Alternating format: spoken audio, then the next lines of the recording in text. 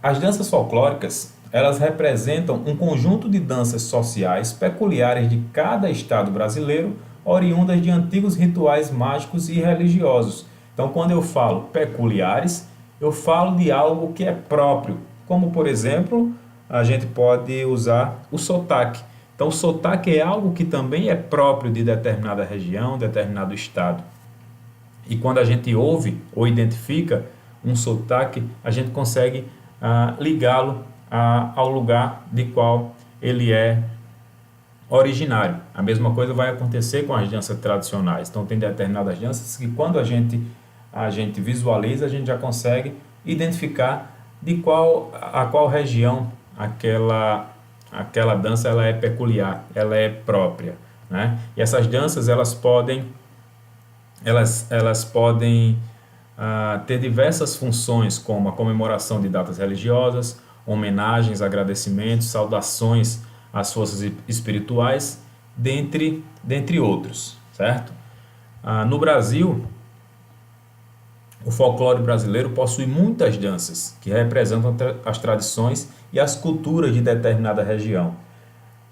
As danças folclóricas aqui no Brasil, elas surgiram da fusão das culturas europeia, indígena e africana. Então, como todos nós sabemos, a gente mora em um país que foi colonizado pelos europeus, pelos portugueses.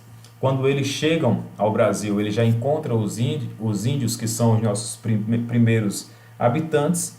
E nós temos também um legado de mais de 300 anos de escravidão, em que negros africanos foram trazidos para o país e durante mais de 300 anos eles foram escravizados. Então, esses três povos, basicamente, claro que nós vamos ter outras influências, mas esses três povos, principalmente, eles influenciam as danças folclóricas que a gente tem aqui no Brasil.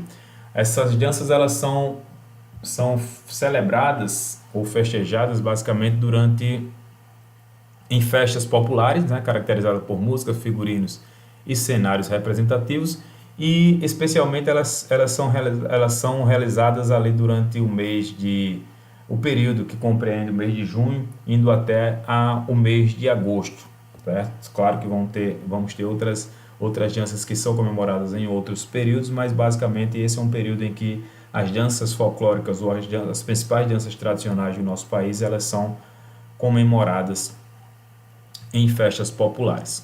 Então vamos lá falar